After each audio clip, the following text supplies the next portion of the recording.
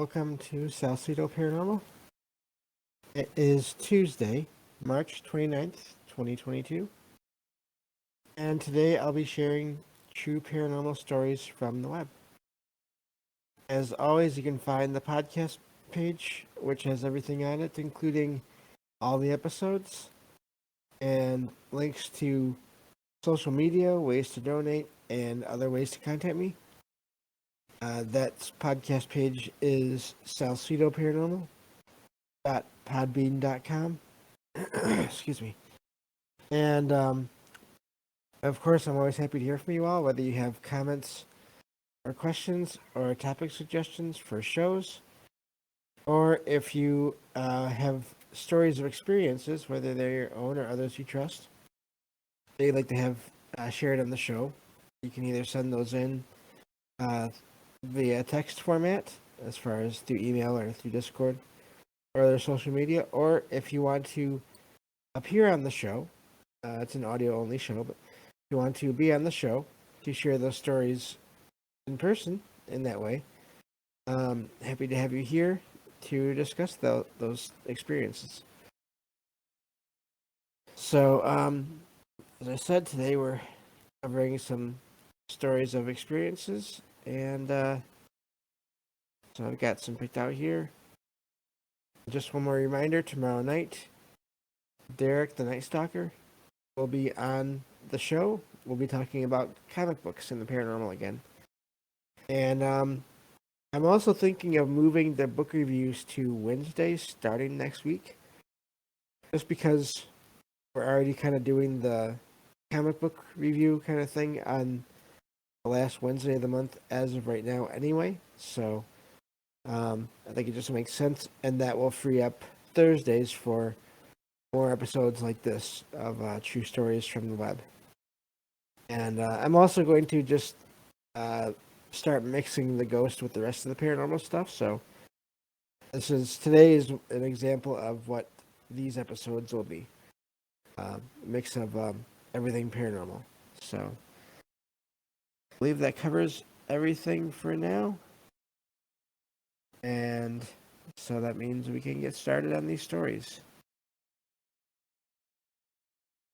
So this first one says, about 5 years ago, I was in the Air Cadets, a United Kingdom organization affiliated with the Royal Air Force. My squadron was and is based in, and that gets into details here, which you probably don't need to get into here, a former Royal Air Force station, RAF station, now a vast air museum. On this particular occasion, it was a summer evening, and dusk was setting in. I was in charge of a camouflage exercise that involved the cadets using camouflage to hide, and me trying to spot them.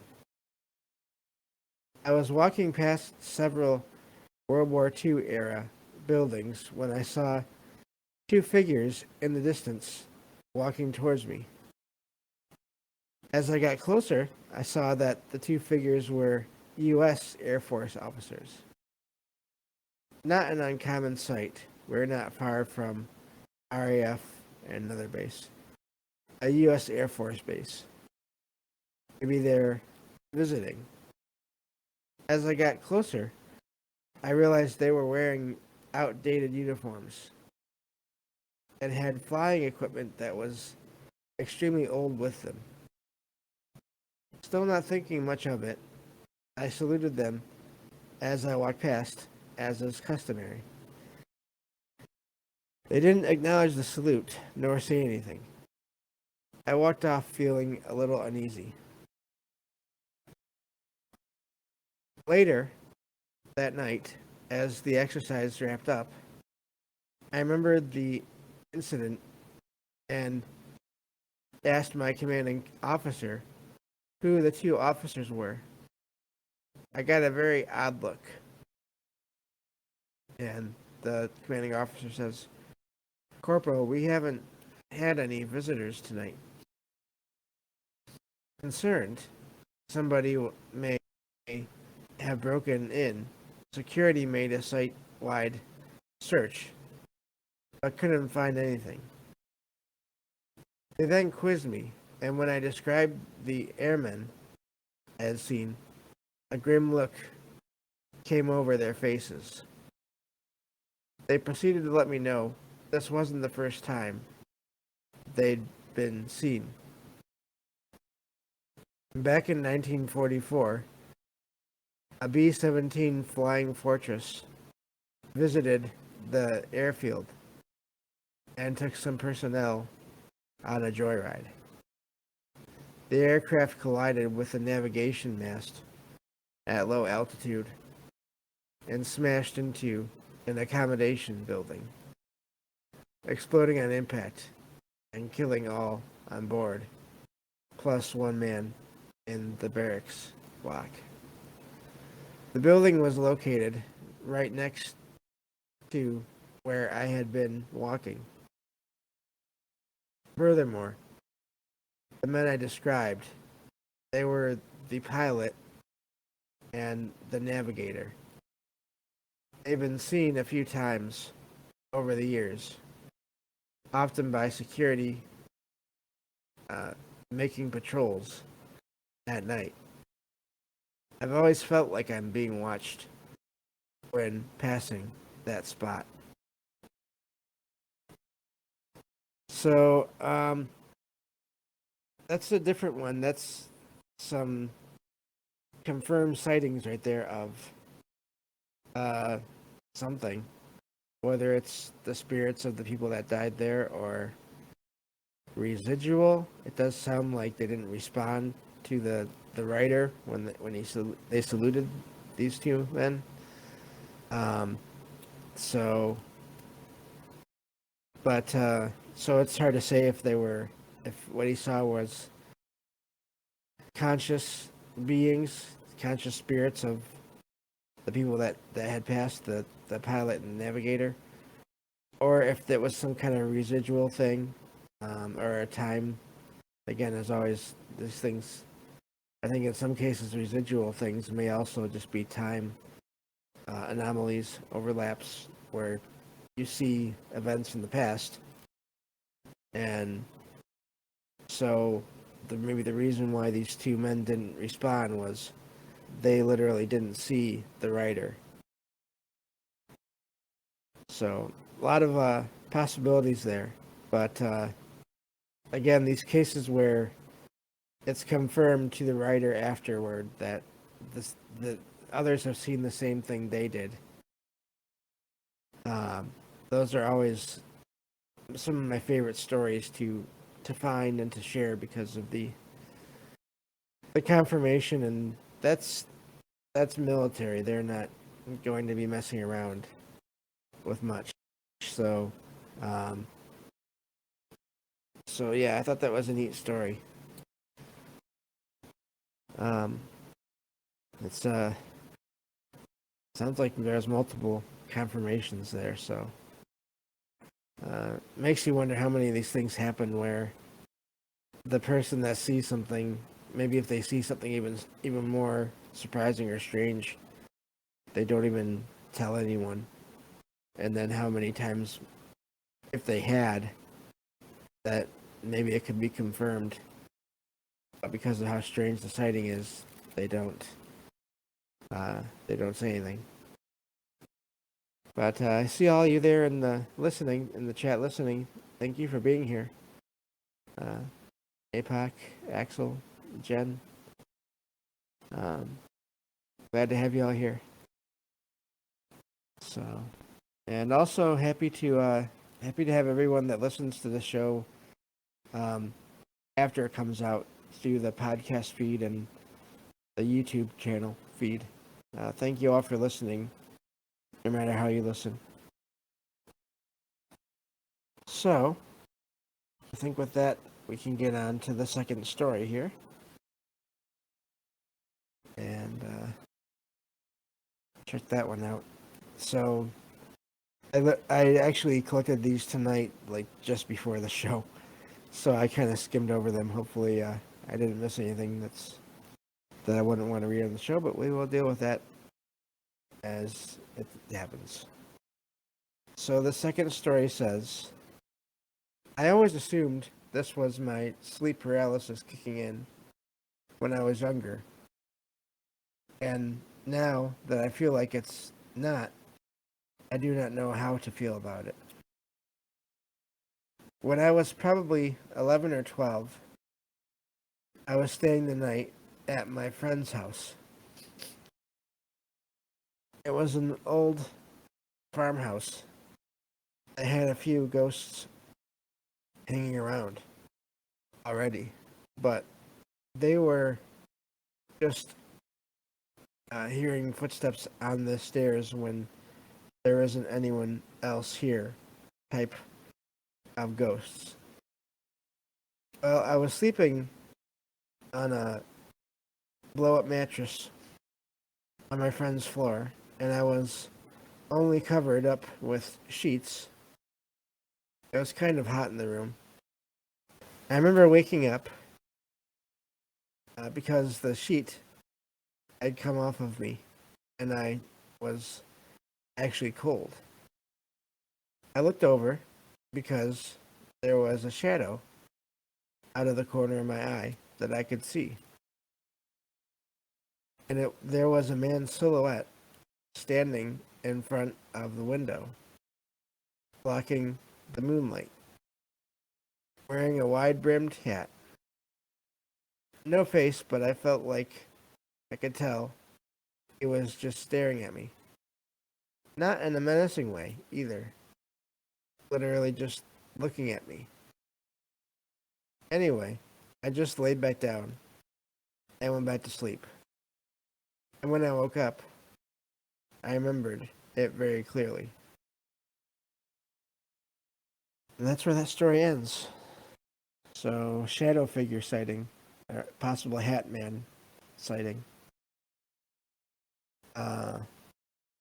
So, but again, it doesn't sound like it was threatening in any way. And I wonder if this figure maybe had never been there when the writer had been in this friend's house before, and so this figure was just checking the writer out as far as trying to figure out who they were. And again, you have that strange thing that happens when people see things, myself included sometimes, where it's just, what else do we do? I don't know. Well, we'll go back to sleep. And it seems so odd when it's not happening, but when it's happening, sometimes that's the only way to get away from whatever's going on. That seems possible at the time. So that does happen. I can confirm that does happen.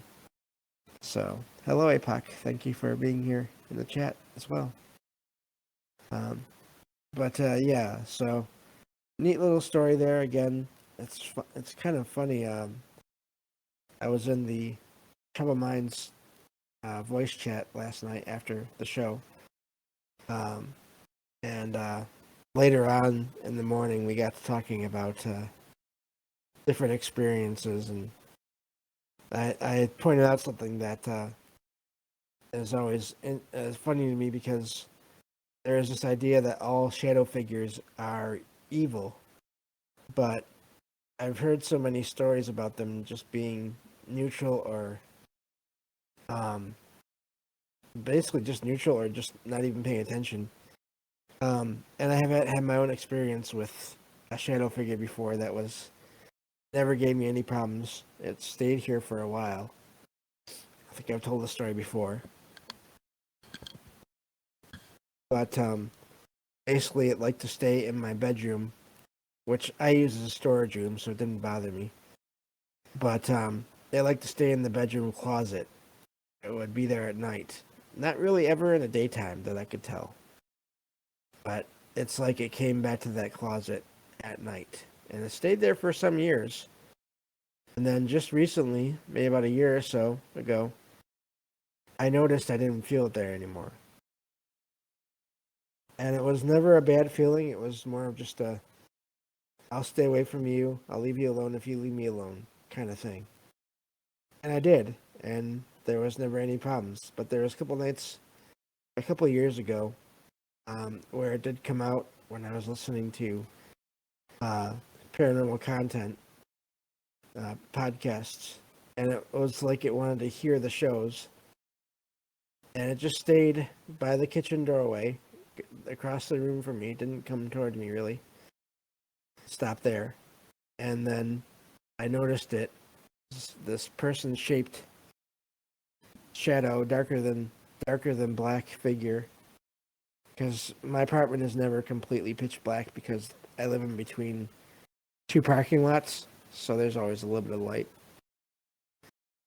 And but this thing was darker than the rest of the apartment, and it just stayed there for a while, and then I just felt like it had left, and when I turned around and looked, it was gone. And then, like I said, about a year or so ago, it was just not in the bedroom anymore. I could tell when I went there to put anything in there or take anything out of there at night. Didn't have that feeling anymore in there. So, just one of those things about the paranormal. I can understand why. If you see something that doesn't look like a regular person, it could definitely be frightening. But I think it's always important to go with your feelings and judge by what these apparitions, whatever they are, what they do. And so, yeah, I thought that was a neat story there. So let me go on to the third story here.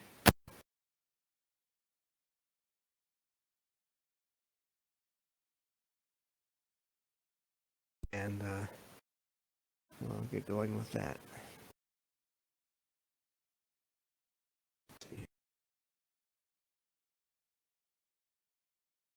Okay. This one says, so I've always been pretty open-minded about weird or paranormal stuff being a thing.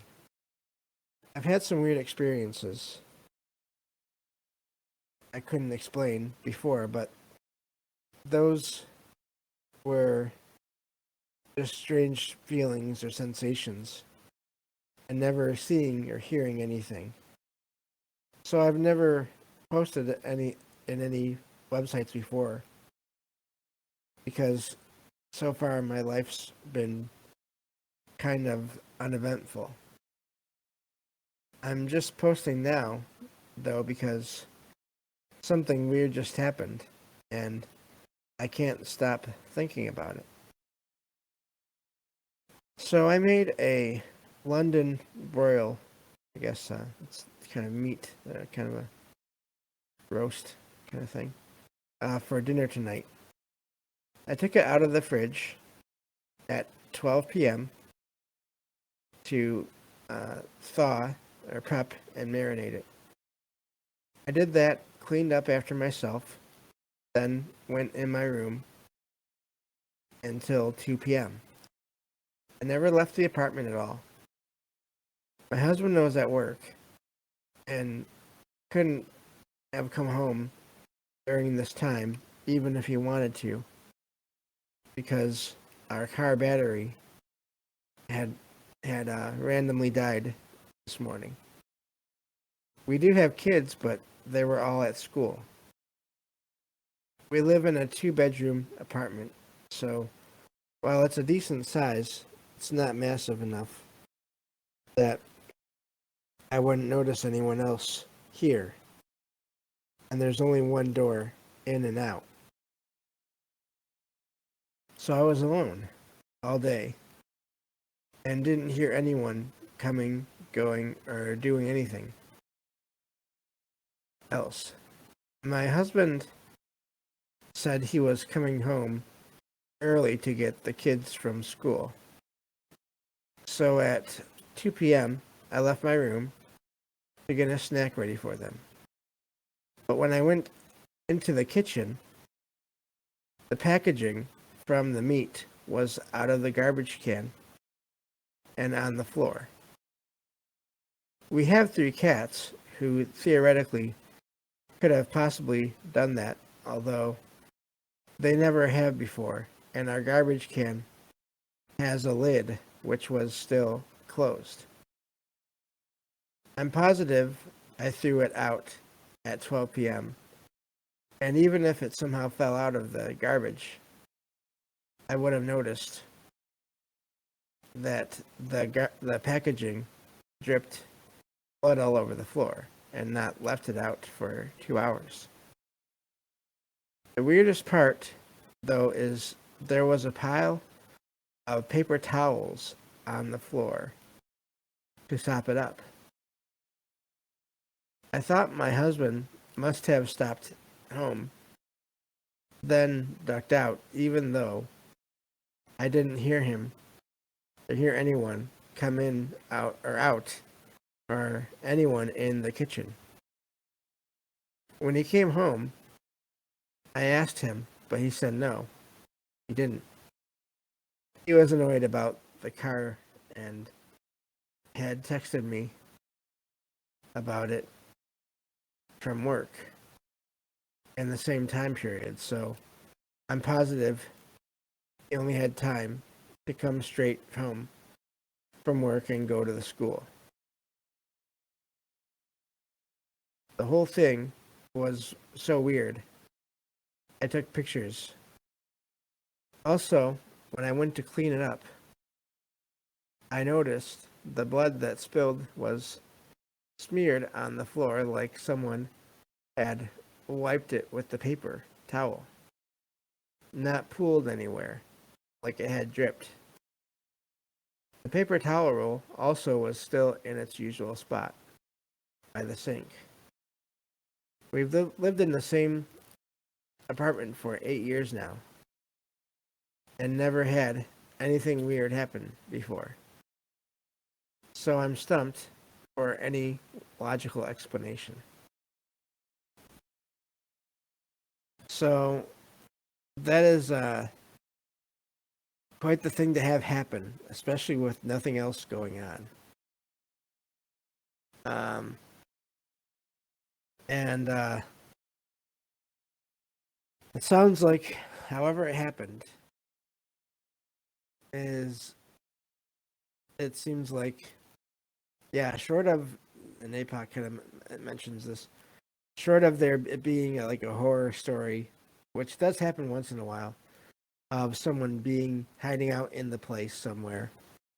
Short of that, I would say it sounds like there was something there.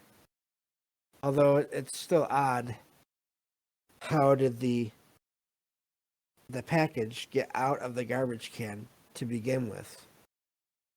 Unless somehow, now I will say this, I wouldn't put it past cats to be able to somehow get into that garbage with it and then get the package and then get out. Somehow.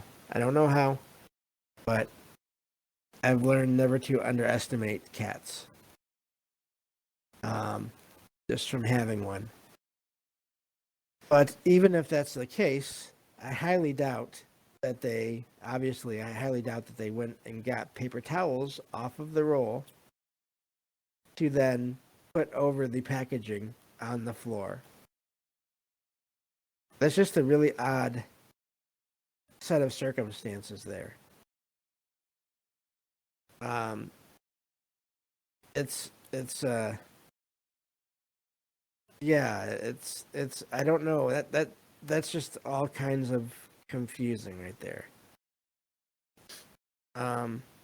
So I have no idea how to go with that one, where to go with that one, other than nothing adds up. So hello, Ken, I see you there. Thank you for being here as well. So yeah, I had to share that one because that one, like I said, there is no clear narrative there as to what happened. So I don't know. Sounds just like a strange set of events. Maybe the cat somehow did get the wrapper out of the garbage, and some other entity saw the wrapper on the floor, couldn't pick it up somehow, maybe, but was able to manipulate paper towel off of the roll of it. Maybe because that's so much lighter. I have no idea. And then tried to clean it up. That's about all that I can come up with there. So, but anyway, that'll do for that story, I guess. Let's see here. Yes, Jen, I agree. Super weird. But anyway, we'll go on to the next story here. We've got a few more. Get some water real quick.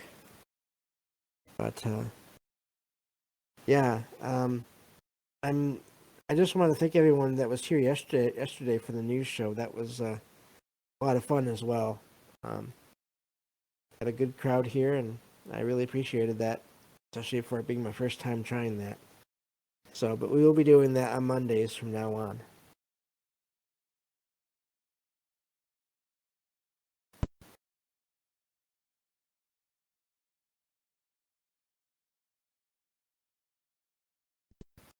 All right. We'll get to the other half of these stories here. So let me scroll down real quick.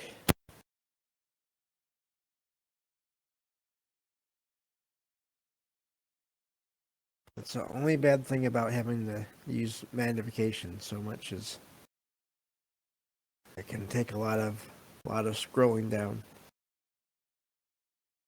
But anyway, so this first one says this first one because for some reason we're starting over again. But anyway, this one says, I've been reading this website for months, and only decided to post today to tell you what's been happening for 6 years now in this children's hospital I work at. I am working at the technical maintenance for the operating rooms, and I often stumble upon operating nurses and orderlies. One of them, we'll just call B, told me the ghost of a girl was lingering in the operating room where she had passed. It seems she has been spotted in the corridors connecting the operating rooms together and in the storage room. She told me whispers could be heard at night, mostly around 2 p.m. in the entry lock of the operating room number 3. I literally laughed at this when confronted what I considered utter BS. So she invited me to join them one night. 1 week later, the main surgeon, who saw this ghost and believed it firmly that this was a ghost, gave his permission for me to spend the night on the operating ward. After 1 p.m., we sat on the floor, I'm guessing they mean 1 a.m., and tried to remain silent, but we saw or heard nothing. While having a coffee in the staff desk area, we began to hear crying. The noise was really weird. It sounded like echoes. 10 minutes later, we saw a black cloudy shape in the corridor. It seemed to be going up towards the ceiling. It suddenly started to look like a child, except the legs kept that vapor aspect. Everyone was totally speechless. So we basically didn't take any picture or video. It stayed a lot on my mind recently. I decided to try again next month. And that's basically where that ends. I still need to do a show on medical facilities. Um, but, uh, but yeah, there's those kind of places do seem to have a lot of activity associated with them. In so many cases, it seems like medical facilities and hotels are two of the most common types of sites where paranormal activity can take place outside of homes, or just anywhere in general, but definitely medical facilities. I'm sure if I were to go through everything I've collected so far, I could probably make up an episode or two of just medical stories that I've already read, scattered throughout the other shows I've done so far already. And I'm sure that'll only increase as we go. Oops. Maybe one of these days what I'll do is I will just save like 6 of these stories that I find that take place in medical facilities. And we'll just make that an episode of its own. I think that could work. And let me see here. APOC says a relative used to live in an apartment complex that was a hospital asylum conversion, and it was definitely haunted. Okay. And see that fits too. Anywhere that either was or is. So I've only been inside hospitals a few times, but it always feels crowded there in the hallways, even when it's not all that crowded. And even in the rooms, the couple times I went there to visit people, even in the room, it felt like there was a lot more people in the room than you could actually see. And this was in the middle of the day. So I don't know. Yes, okay. Yes, APOC says, yes, it did feel full of people. Yeah. So, and it wasn't a bad thing. It was just it had that feeling of, oh, this place is really packed. Yeah, it did feel full of people in an empty place, right? Yeah. So, I think I'll do that because I've been wanting to do a medical worker experience story show at some point, and I just didn't know how to put it together. But I think if I just save out a handful of stories that I find as I go, I think that'll be an easy way of doing it. So, anyway, guess I'll go on to the next story here. Let's see here. Okay. Okay, let me see. Just finding. Oh, there it is. Okay. So this one says it was around 2 a.m. My husband and I were still up watching a movie, and I got up to get some food. After I prepared my meal, I noticed our curtains moving, like air had been passing through them. I checked all of our doors and windows, and everything was shut tight and locked.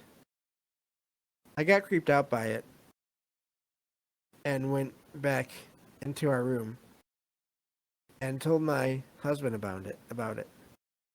He didn't think much of it, and we continued our movie. Minutes later, our our helper, I guess they mean assistant, or some kind of a maybe housekeeper. Uh, our helper knocks on our door, crying. She tells us she needs to take some time off because her father had just passed. She woke up feeling chilly, checked her phone, and that's how she found out from her relatives. I guess her father wanted to pay her a visit and let her know. And that's where that story ends. And that is, it seems like the writer may have things figured out there, um, with maybe what happened. The timing, at the very least, suggests that it's something like that, possibly. So sometimes the short stories like that can be just as interesting as the longer ones, because at least to the writer, it seems fairly simple as to what happened, or there's just no other details to explain how it happened or what happened. They just they tell what they experienced, and then it's done. There's no more to really say there. Um, so yeah, it's seems like it makes sense there. Yeah. So um, yeah, Jen says good story though. Yeah, I think I think I mean obviously it's sad that the father passed, but I do like that maybe he did come by and visit, and it was just the wife happened to notice the either coming or going of the spirit, possibly. So, so yeah. But we have one more story left here for tonight, and then that'll be it. But let me get started on this. And this is actually another another one of these medical facility stories. This one says, last year, before I dropped off the out of the midwife course, I guess they mean, yeah, okay. I did a stage in the childbirth area of the hospital. That this place is located on the same floor as I think they mean mortuary. And then it says, strange, or life and death being so close. And then, in particular, during my night shifts, sometimes it would happen that strange things took place. But because I had to work for my training, I decided to avoid any paranormal thoughts. However, one night, I was with a mother and a father in the late stage of labor. The head nurse was outside of the room taking her coffee or other things. We clearly heard the water, the faucet, I guess, handle of the wash chamber, the bathroom sink moving, like someone was cleaning the toilet. And a couple of minutes later, the father and I heard a loud bang from the plastic trash can. It was like someone invisible was cleaning the room. We laughed, but the situation was a bit creepy. Another episode happened one afternoon. The father, and I'm guessing they mean a different day, different father, different set of parents. The father left the childbirth room for maybe a few minutes to eat something the nurse with me and the mother at the bed were there, and we heard a plastic bag sound coming from the bathroom, like if someone was changing the garbage bag. I immediately came to the bathroom, and the garbage bag was really crumpled, but no one was inside. A couple of months later, I was reading a paranormal thread online, and a girl who worked in the kindergarten of the hospital, I don't know what that is exactly, said that she had experienced a lot of paranormal events during her work there. So I guess they mean the same hospital. So again, these medical facilities, and multiple stories from the same place, and even multiple stories from different people in the same place, through the web, through social media, apparently. So, yeah, this will have to be a thing I do another time. Is another Friday is, or maybe even Thursday, is haunted medical facility show. So, but yeah, so there's that. I thought that was a interesting follow up to that one, the earlier story, and so I had to share. But I find it also uh, something to note there that these things seem to happen in the bathrooms, which again that goes back possibly to the running water, or the water being so close there. That is not uncommon. If you look hard enough at for these stories of experiences, you will find many of them happen either in bathrooms or in kitchens near where there's running water, or the at least water present in the area. So that's something I just noticed now, that all those experiences took place in the in the in the places with water.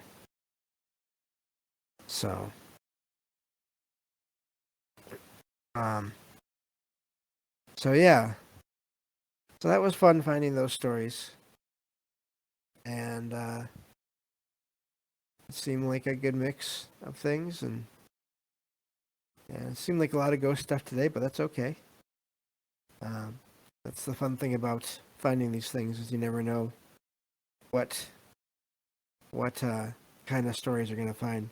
Yeah, everyone has to go to the bathroom at some point. Yeah. Um, so yeah, well, thank you all for being here and listening and being in the chat, and also, like I said, for listening to the podcast feed or the YouTube feed. And tomorrow night, again, Derek, the Night Stalker, will be on with me, and we'll be covering another major event in Marvel Comics history, and the ties to the paranormal that can be found in that story. So that should be fun. Thursday, I'll be reviewing the novel Black House, the sequel to The Talisman that I reviewed last Thursday by Stephen King and Peter Straub. Again, starting next week, I'm going to move the book reviews to Wednesdays. I'll post an updated schedule in the server here, the Discord server here, soon. But that way, we have Tuesdays and Thursdays for these kind of shows, and or for guests that want to share their experiences. So I think that'll work out well.